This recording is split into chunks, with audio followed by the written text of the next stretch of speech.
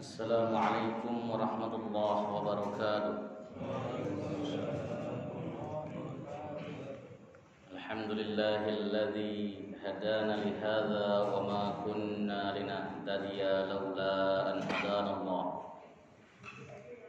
Asyhadu an la ilaha illallah wahdahu la syarika lah wa asyhadu anna sayyidana Muhammadan abduhu wa rasuluh. Allahumma salli wa sallim wa barik ala sayyidina Muhammadin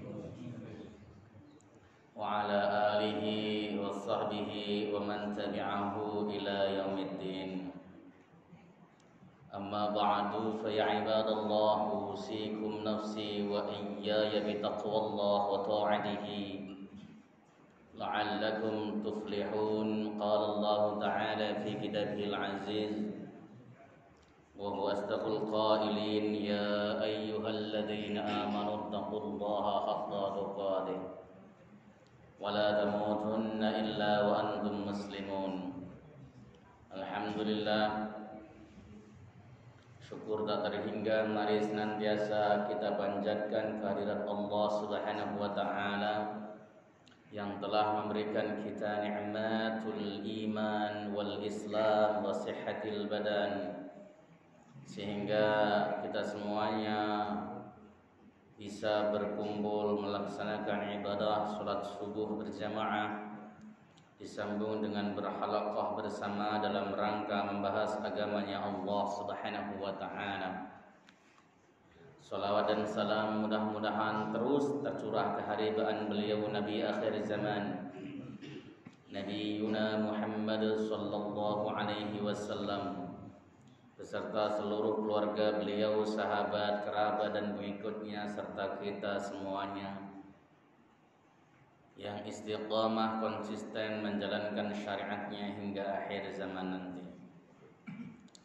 Bapak yang dimuliakan Allah Subhanahu wa taala, kita kembali bertemu dalam majelis Tanbihil Ghafilin.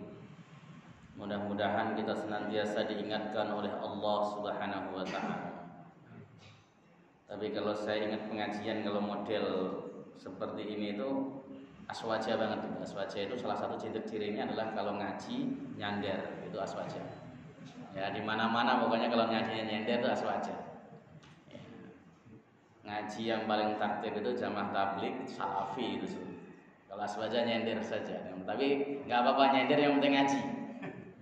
Ya gitu kan. Itu salah satu dari kenikmatan aswaja itu, ngajinya nyender. Alhamdulillah ya, menikmati hidup sambil ngaji sambil menikmati segala hal, insyaallah. Ini semuanya juga tidak lepas dari kudrat iradat Allah Subhanahu wa taala. Kita bisa sampai di sini, kita masih hadir dalam keadaan sehat, semuanya juga atas kudrat iradat Allah Subhanahu wa taala. Kita akan membahas bab tentang tanda-tanda taubat seseorang diterima oleh Allah Subhanahu wa taala. Jadi apa sih tanda bukti bahwa yang tampak di fisik apabila seseorang taubatnya diterima oleh Allah Subhanahu wa taala? Karena bisa jadi kita mengaku sebagai orang yang bertaubat, tetapi ternyata taubat kita tidak diterima oleh Allah Subhanahu wa taala. Karena bisa jadi lisan kita bertaubat, tapi batin kita belum nerima. Itu loh. Apalagi yang terkait dengan dosa hakul adami, dosa yang berkaitan dengan manusia. Kalau dosa yang berkaitan dengan Allah Subhanahu wa taala, taubatnya gampang, tinggal istighfar, mohon ampun yang benar, selesai. Allah Maha Pengampun, Allah itu penyayang sama kita, gampang. Yang susah itu taubat yang berkaitan dengan manusia, karena harus istihlal, minta halal. Kalau tidak dihalalkan, ya dia harus banyak memintakan ampun akan dosa.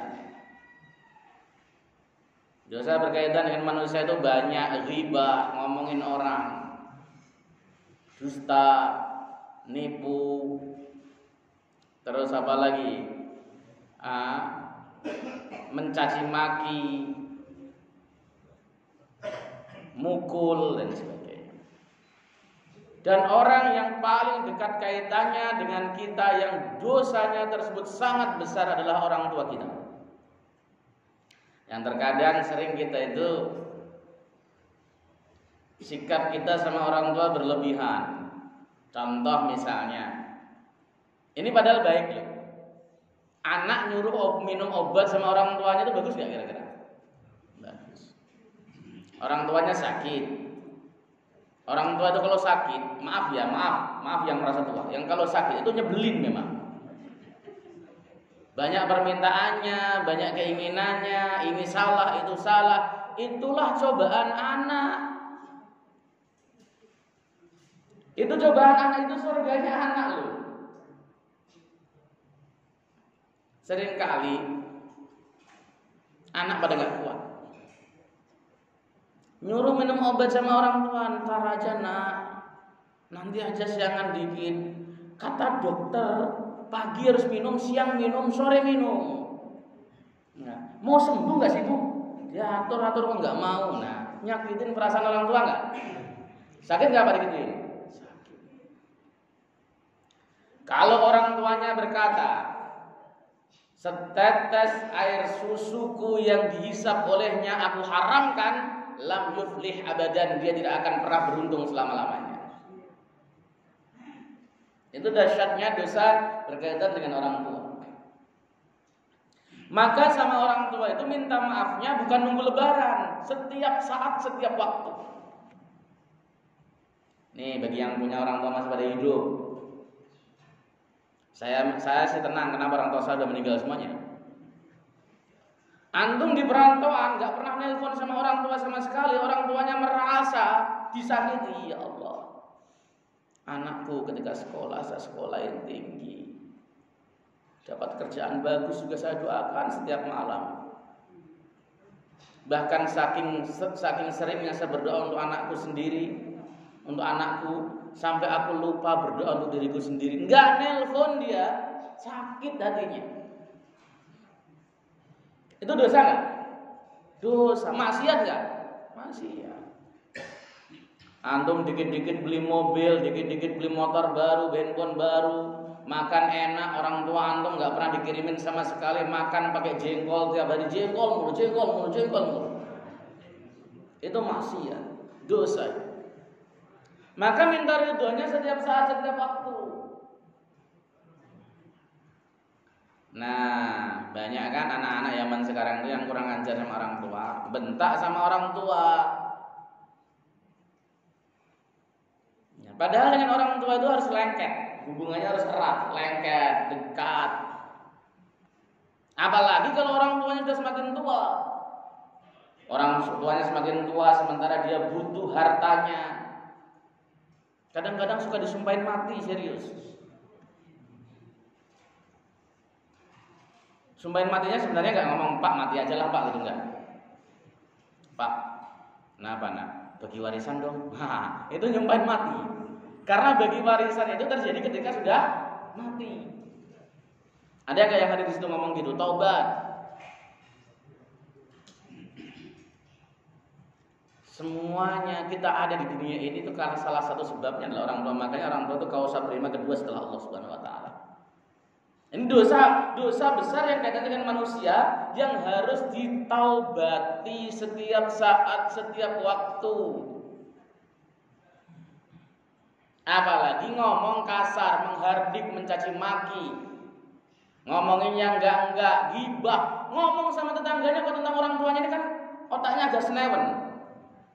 Ngomong sama orang tuanya, aduh ampun banget ya Allah, punya orang tua kayak gini bu, masya Allah, kenapa? Tiap hari banding-bandingin saya dengan orang lain terus sakit hati saya. Orang tua memang begitu. Orang semakin tua itu dia semakin nggak bisa ngontrol emosinya. Orang semakin tua itu dia semakin kembali seperti anak-anak. Kitanya yang harus sabar. Oleh sebab itulah Rasulullah itu memberikan jaminan siapapun orangnya yang dia bisa berbuat baik kepada orang tuanya, maka dia akan masuk surga. Dalam salah satu hadis Jibril, contohnya ketika Rasulullah itu 3 kali baca amin naik mimbar, salah satunya adalah orang yang di sisinya masih ada orang tuanya, walam yudkhilal jannah, tetapi keberadaannya tidak menjadikan dia masuk surga. Rasulullah bicara amin. Karena orang tua itu pintu surga kita. Itu harus dimengerti juga. Ini kaitannya dengan masalah taubat. Taubatnya tiap hari cium tangan. Ya, jangan ada selek sama orang tua. Apalagi masya Allah, masalah rumah saja, masalah rumah harus lewat pengadilan. Itu pernah ada di medsos itu. Dituntut di pengadilan, orang tuanya sendiri. Mestinya anak bikinin rumah orang tuanya. Nih mak, pak, saya bikinin rumah. Rumahnya orang tuanya yang mulai reot dibangun. Kenapa orang-orang kalau udah umur 60 tahun ke atas tuh nggak produktif lagi, meskipun asalnya dirjen, kayak irjen, kayak direktur, kayak ketika udah 60 tahun ke atas nggak produktif lagi, nggak punya penghasilan, renov rumah berat, tanggung jawab anaknya. Saya cat ya pak yang bagus, seneng orang tua serius. Udah datang nggak pernah bawa makanan, kerjaan yang kerusuin terus, gibain orang tuanya tiap hari, orang kayak gitu kan. Hukukul walidain bener tuh kepada orang tua bener. Nah, diterangkan di dalam kitab Tanbihul Ghafil ini. Wa ruwiya an ba'd tabi'in radhiyallahu ta'ala anhum annahu qala, diriwayatkan dari sebagian tabi'in sesungguhnya beliau berkata, innal mudhniba yadnubu fala yazalu nadiman mustaghfiran hatta yadkhulal jannah. Sesungguhnya pendosa yang dia berbuat dosa tapi dia terus-terus istighfar, menyesal sampai dia masuk surga. Ini menunjukkan bahwa tidak ada satupun manusia di dunia selain Rasulullah yang maksum, para rasul yang maksum, yang enggak punya dosa. Semua orang itu punya dosa. Bahkan di dalam kitab Hikam karangan Al-Imam Ibnu Athaillah As-Sakandariyah, beliau mengatakan, ya, jika kamu memohon kepada Allah Subhanahu wa taala nunggu hingga kamu bersih dari dosa, maka kamu tidak akan pernah memohon kepada Allah Subhanahu wa taala sama sekali. Kenapa? Karena kita tidak pernah bersih dari dosa. Enggak pernah. Maka kita itu pendosa, orang yang dosanya banyak.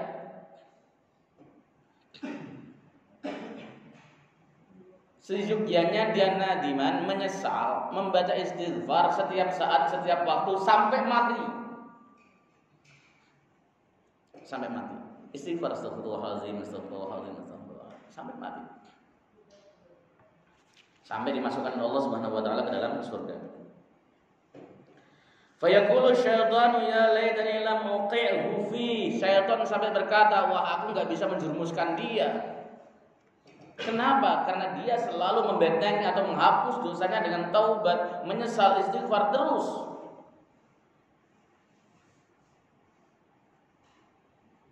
Ya gitu. Wa qala ba'dul hukama, berkatalah sebagian ahli hikmah, innama tu'rafu taubatar rajuli fi arba'ati asya'a. Sesungguhnya diketahui taubatnya seseorang dalam 4 hal. Seseorang taubatnya benar apa tidak itu diketahui dengan 4 hal.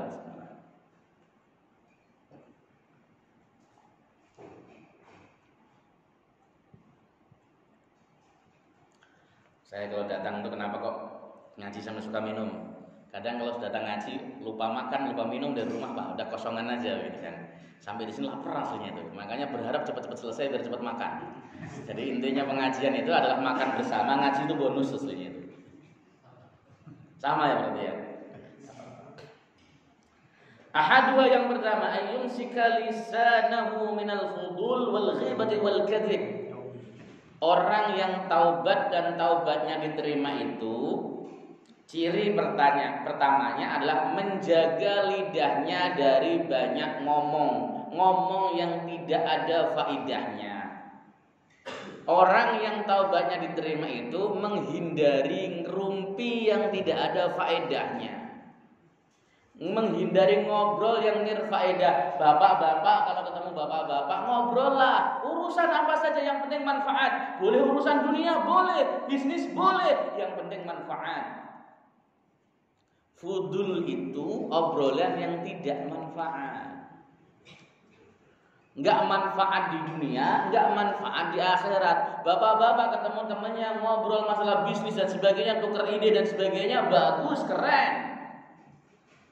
Apalagi ngobrol urusan akhirat, apalagi ngobrol urusan agama, keren. Yang enggak keren itu gedablus. Ngobrol ngalor ngidul, enggak ada untungnya, enggak ada juntrungnya, apalagi ngobrol masalah politik. Yang bapak-bapak enggak bisa berbuat apa-apa sebenarnya, cuma ngobrolin doang. Itu serius. Kecuali bapak bisa menyampaikan ke anggota DPR, nah baru silahkan ngobrol.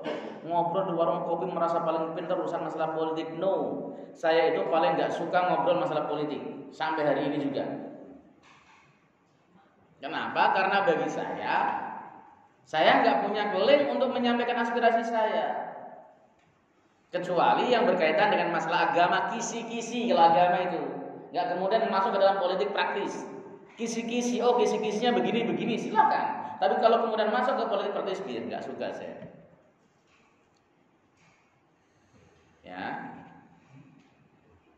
Kemudian apa? Al-ghibah. Ghibah itu ngomongin keburukan orang. Tadi sudah saya jelaskan, ngomongin keburukan orang itu dosanya dosa hakul adami. Minta maaf, harus minta maaf, kecuali tidak bisa. Kita misalnya kalau minta maaf dipukulin orang, maka kita cukup istighfar kepada Allah dan memintakan ampun akan dosa orang yang bersangkutan. Ghibah itu dosa kecil. Dosa kecil. Kalau dilakukan tiap hari ada sudah dosa besar. Ghibah itu dosa kecil kecuali dalam dua hal. Yang pertama, yang dighibahi ulama.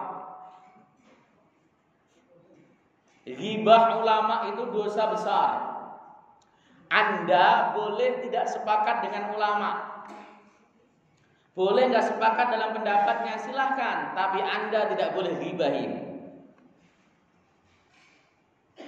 Di dunia ini, di Indonesia, ini saya ngomong terus terang, ini bukan politik.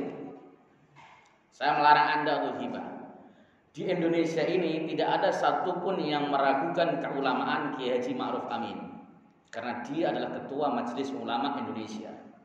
Dia ulama dan betul-betul ulama. Semenjak jadi wapres, orang yang ngaji Iqra 4 saja ghibahin dia.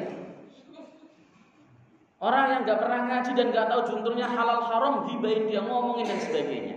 Kritik politik silahkan sampaikan dengan baik, jangan person. Saya pernah kan diskusi dengan seorang, itu kiai hebat, masa salaman sama sahabat dulu Sukmawati, salaman dan sebagainya. Nah, saya ngomongnya sederhana. Ketika ditanyakan, Yai Ma'ruf ketika salaman dengan dia pakai ilmu, antum ketika salaman nggak pakai ilmu. Kenapa? Karena ikhtilaf bainal madzhab, perbedaan 4 mazhab sudah di kepala beliau.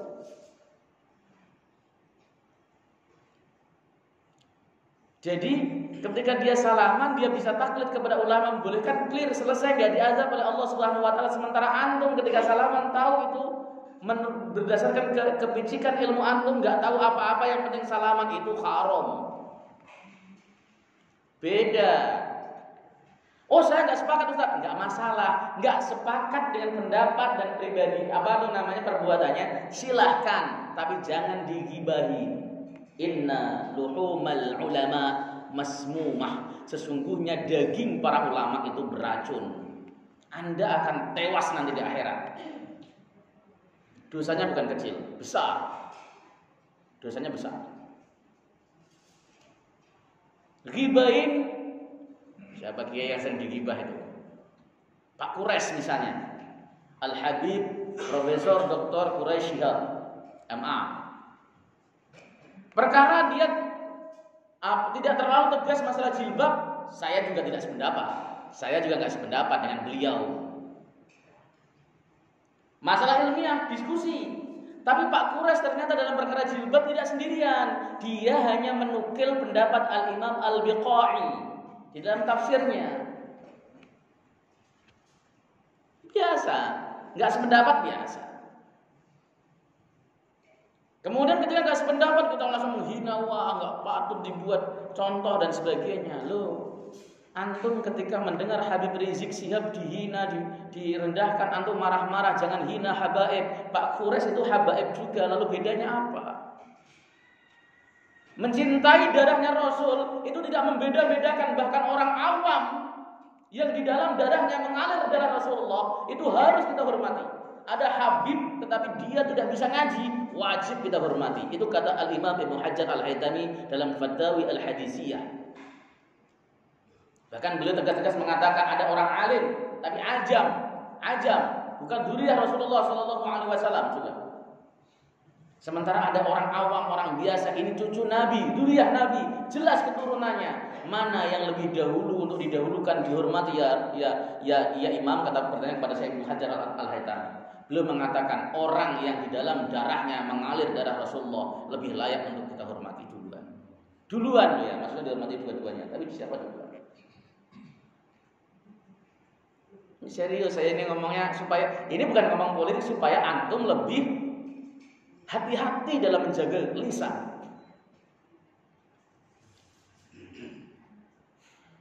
Ini sama Habib Lutfi juga pada suka ghibah. Habib apaan begitu lembek banget. Rasulullah itu sifatnya ada yang tegas, ada yang lembut, dan itu menurun ke cucu-cucunya. Gak ada yang bisa menurunin Rasulullah mi'ah bil mi'ah, 100% gak ada. Ada yang mengambil sifat lembutnya Rasulullah, Al-Imam Hasan bin Ali, lembut seperti Rasulullah, lembutnya Rasulullah. Ada yang tegas keras seperti Al-Imam Husain bin Ali. Itu biasa. Maka ghibah terhadap ulama bahaya. Ya. Yang nomor 2, ghibah sama orang hafal Quran. Ada orang hafal Quran jangan kemudian dighibahin. Orang hafalan Quran bagus-bagus begitu kok. Tujuannya bukan pengen dapat amplop doang, apaan kayak gitu, ngafalin apaan. Enggak boleh. Berani hadapi orangnya, tegur di depan mata. Enggak boleh. Itu serius. Ya. Jangan melakukan ghibah ya. Ini kalau kita kemudian ghibah sama ulama, lalu kemudian omongan kita diterima, lalu kemudian disebarkan, apalagi ghibahnya sekarang lewat media sosial. Lewat medsos, lewat berita-berita postingan yang nggak benar, jelek-jelekin sesuatu yang dipotong dan sebagainya. Terutama yang paling sering adalah Kiai Ma'ruf Amin. Tuntutannya di akhirat berat saudara. Kalau nggak percaya sama saya, tanya Ustadz antum, bagaimana gibahin ulama? Ada yang mengatakan dia ulama su, ukuran su dan tidaknya apa? Apakah Anda ukuran su-nya? Nggak bisa. Al-Quran dan Sunnah, saya lebih percaya para kiai dalam menafsirkan Al-Quran dan Sunnah daripada Anda. Harus begitu. Dulu zaman orang Khawarij ngomong begitu, ya. Saya lebih percaya, saya akan beramal dengan Al-Quran dan Sunnah. Saya lebih percaya Imam Syafi'i dalam menafsirkan Quran dan Sunnah dibanding dengan tafsiran Anda. Jauh lah, baina sama wa sumur bor. Ini harus dimengerti. Ghibah itu dosa besar terhadap ulama. Karena darah para ulama, dagingnya ulama itu beracun. Wal kadzib dan dusta. Jadi orang yang taubatnya diterima, lisannya nggak gampang ghibah. Stop. Ada berita apapun sampai kepada ibu bapak, berhenti di handphone ibu, hapus. Kalau terus dibaca motor-motorin hati. Saya termasuk orang yang nggak pernah baca berita-berita kayak gitu. Di posting Ustadz nanya dan sebagainya, nggak saya jawab, bodoh amat.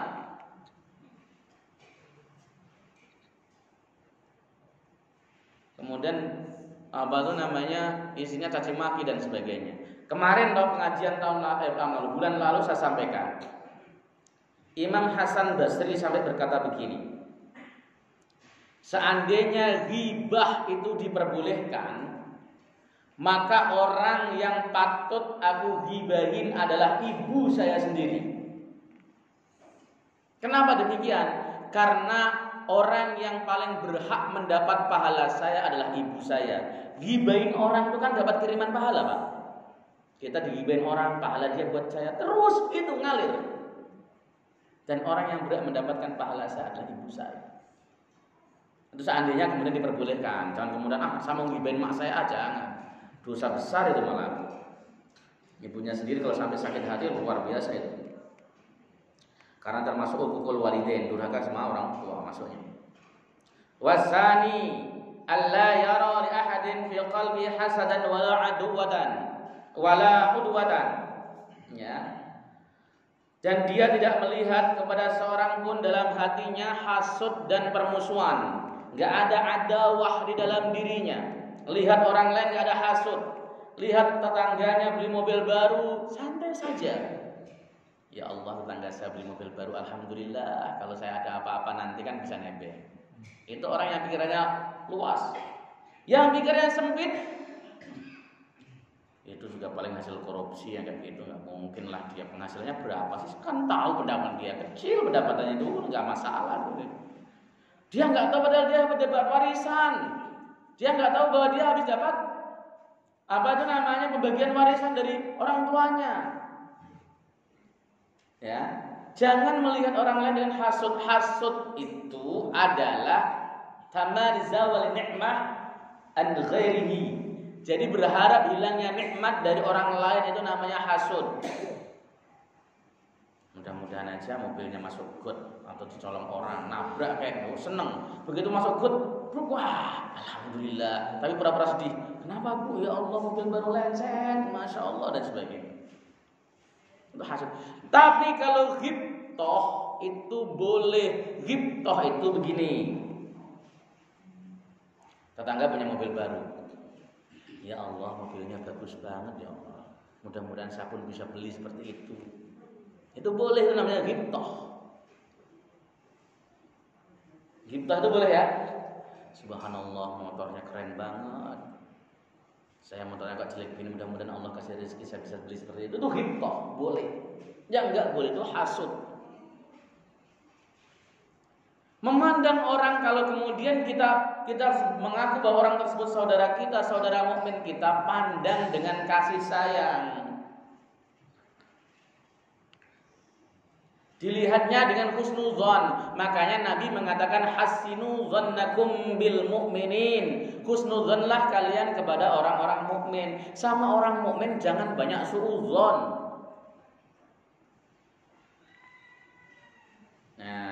Tanda tobat kedua, enggak gampang melihat orang itu dengan hasud ataupun dengan permusuhan. Kita saat ini Masya Allah Pak, kita itu terkotak-kotak sekali dengan kelompok-kelompok. Ya. Jadi kadangkala kita melihat tampilan seseorang saja sudah bisa mengukur, wah dia itu teman saya atau semanhaj dengan saya atau sealiran dengan saya, begitu kan. Kalau bapak yang enggak berjenggot berarti bukan semanhaj dengan saya, bukan sealiran. Boro-boro cium kanan, pipi kanan, cium pipi kiri, nggak ada. Nyapa aja enggak kadang-kadang. Kenapa? Wajahnya saja bid'ah. Wajah saja ada bid'ah. Tapi kalau kemudian ada yang manjain kumis dan sebagainya, ini bukan Muslim, ini manjain kumis ini bukan ciri orang Muslim, Yahudi ini. Begitu. Itu serius. Jangan begitu. Mandang Muslim itu, selagi dia Muslim belum ada perkara yang membatalkan keislamannya, dia itu masih saudara kita di dalam Islam.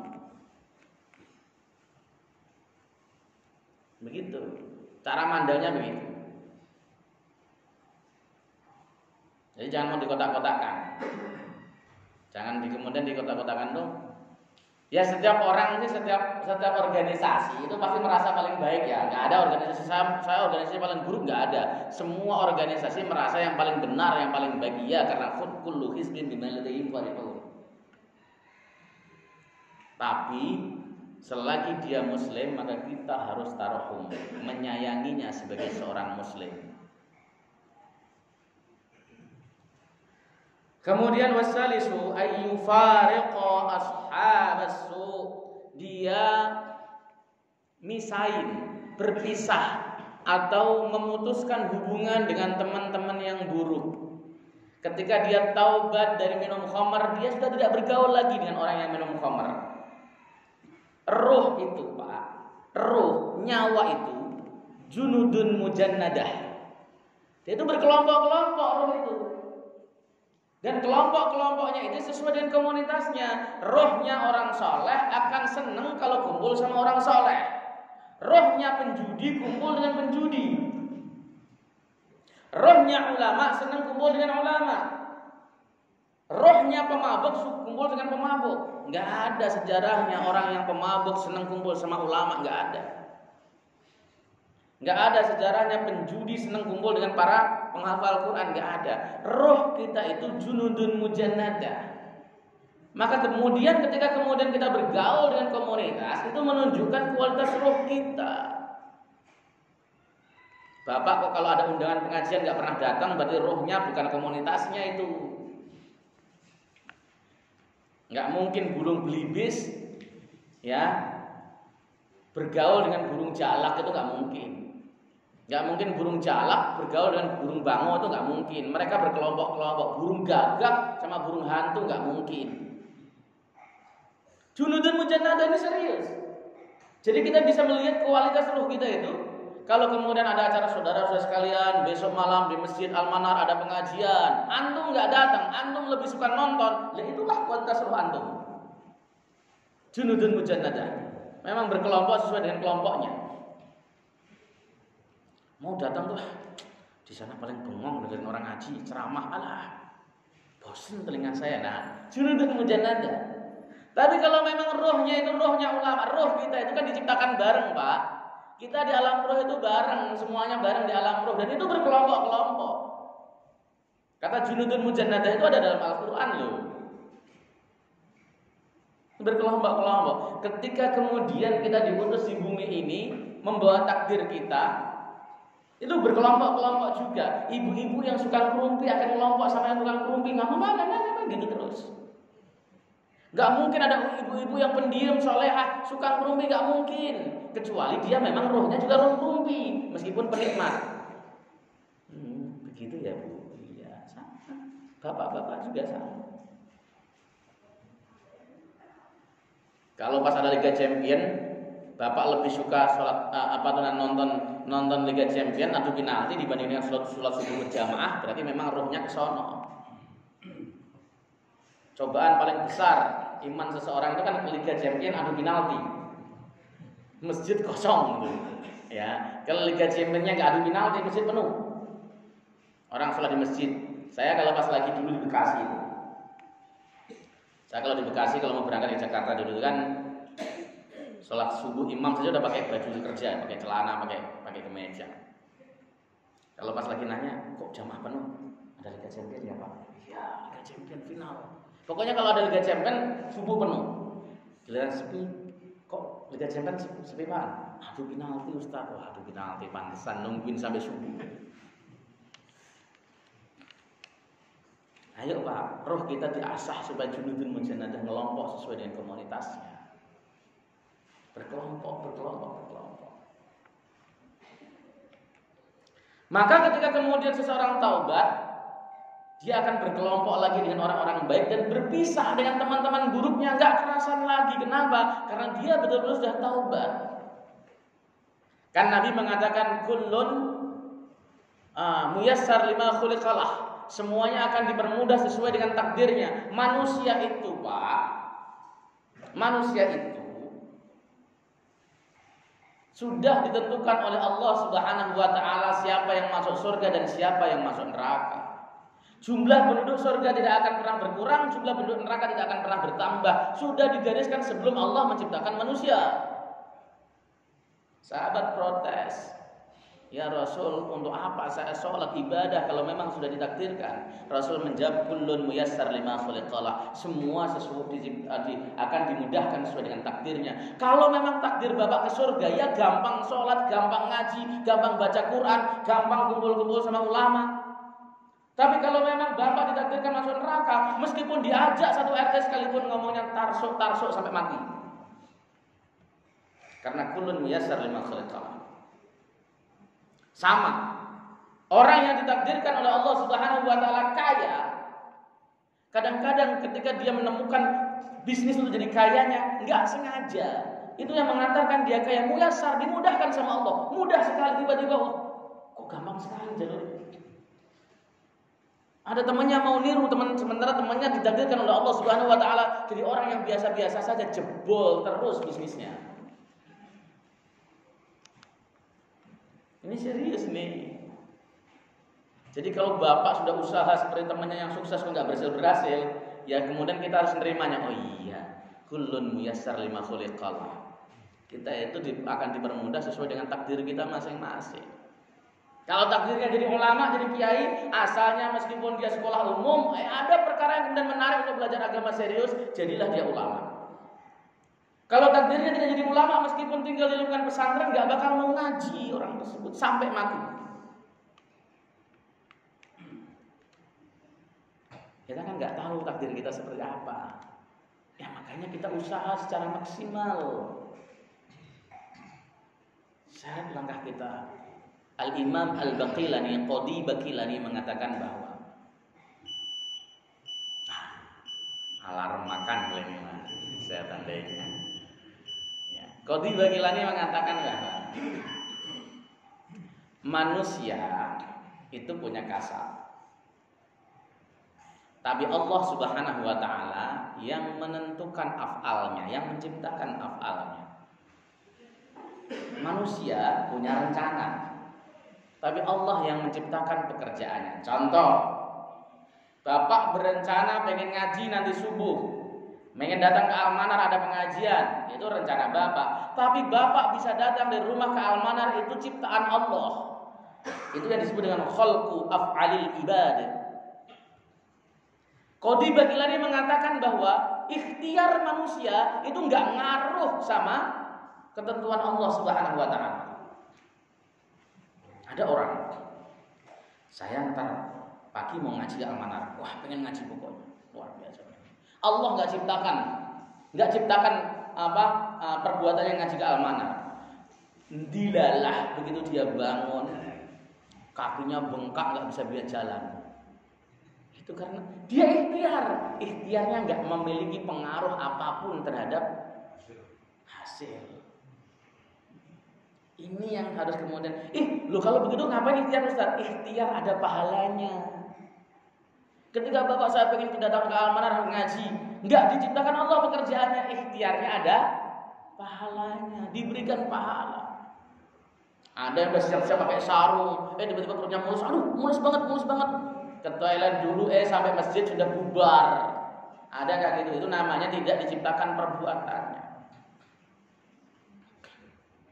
Makanya sudah, kita terima saja sambil kita berikhtiar semaksimal mungkin untuk menjadi orang soleh, semaksimal mungkin, sebisa mungkin. Salah taubat, jangan takut dosa, karena memang maksudnya jangan takut dosa itu jangan takut Anda ketika berbuat dosa, karena Allah Maha Pengampun dan kita bisa beristighfar kepada Allah Subhanahu wa taala. Ada orang yang khaufnya berlebihan, takut dosa, nangis terus rahmatnya hilang, itu salah. Al-Imam Al-Ghazali di dalam kitabnya namanya Minhajul Abidin, orang yang berlebihan dalam masalah khauf itu biasanya jadi khawarij. Berlebih-lebihan dalam khauf. Takut dosa, banyak dosa. Istighfar, selesai mestinya. Tapi masih takut terus setiap hari nangis dan sebagainya, lihat muka orang lain nggak pernah senyum sama sekali, itu biasanya khawarij. Tapi kalau orang berlebih-lebihan di dalam masalah roja, maka dia cenderung kepada murjiah. Ahlu sunnah itu tengah-tengahan. Khauf, takut, ya Allah saya dosa, kalau nggak tobat takut disiksa. Ya. Kalau sudah tobat tinggal roja, ya Allah saya sudah tobat ya Allah, hamba berharap ampunanmu, itu roja. Selesai. Nah, lanjut sedikit. Ar-rabi' yang keempat, ayyakuna musta'idan lil mauti nadiman mustaghfir lima salafa min dhunubi mujtahidan ala ta'ati rabbih. Ciri yang keempat, dia itu siap-siap untuk menghadapi mati, Pak, ini peringatan yang sudah umur 50 tahun ke atas. Harus musta'idan lil mauti, harus menyiapkan kematian. Betul-betul.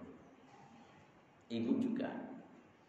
Jangan merasa bahwa saya kelihatannya nggak ada perasaan, nggak ada gula, nggak ada apa, sehat saya mah. Sama sih gitu. Jangan pernah merasa begitu. Isti'dan. Apakah yang muda tidak perlu isti'dan? Perlu. Tapi yang tua-tua lebih perlu lagi. Makanya orang yang tua-tua itu lebih intens dalam mendekatkan diri kepada Allah. Salatnya, zikirnya, taubatnya, tasbihnya yang dipipil, yang diputar bukan ya rozak lagi ya, tapi astagfirullah. Karena kalau masih muda, ya rozak, pengen minta rezeki yang banyak. Udah tua, sabar. Tapi memang begitu sih. Nabi itu menegaskan manusia itu di dalam hadis Sahih Bukhari. Manusia itu ketika bertambah umurnya, ketika bertambah tua, maka bertambah pula dua hal. Yang pertama hubbud dunya, cinta dunia. Yang kedua adalah tulul umur, ya, panjang umur. Semakin tua, orang itu rata-rata semakin hubbud dunya. Kalau nggak punya duit pusing, pusing. Makin tua makin pusing. Makanya ada orang tua mikirin, saya bisnis apa ya udah Pak, orang tua itu nggak usah bisnis, mikirnya nggak jangan bisnis terus, mikirin urusan akhirat, yang penting bisa makan. Kembalinya saya nanti bagaimana, itu orang tua. Yang kedua, tulul umur, pengen umur panjang. Orang yang sudah 70 tahun sekalipun kalau ketemu ustadz misalnya pasti minta, Ustadz mohon doakan ya mudah-mudahan saya umur panjang. 70 tahun Pak. Ya.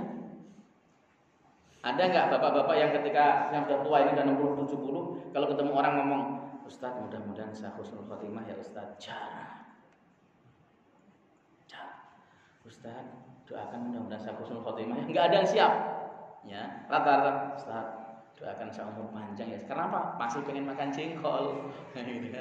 Oleh sebab itulah maka kita harus senantiasa ingat mati. Istiqdat sama mati itu bagus. Ibu, bapak-bapak, kalau istiadat mati berarti kita harus taat kepada Allah Subhanahu wa taala dengan sebaik-baiknya. Saya rasa begitu. Ada muskilah? Ada pertanyaan? Enggak ada, alhamdulillah. Sudah paham semuanya, tinggal diamalkan. Yang punya dosa sama orang tuanya segera minta maaf. Kalau enggak minta maaf, kalau sampai mati orang tuanya kita menyesal. Yang kedua, yang punya dosa sama manusia juga minta maaf. Yang ketiga, kalau punya dosa sama Allah Subhanahu wa taala minta ampunlah setiap saat, setiap waktu, dan kita bersiap-siap untuk menghadapi kematian kita dengan menyambut kematian kita. Dimanapun kita mati nggak jadi soal, yang penting adalah kita mati dalam keadaan baik, husnul khotimah, kembali kepada Allah dengan cara yang baik. Itu saja. Tutup nafsul majelis. Subhanakallahumma wa bihamdika asyhadu an la ilaha illa anta astaghfiruka wa atubu ilaik. Assalamualaikum warahmatullahi wabarakatuh.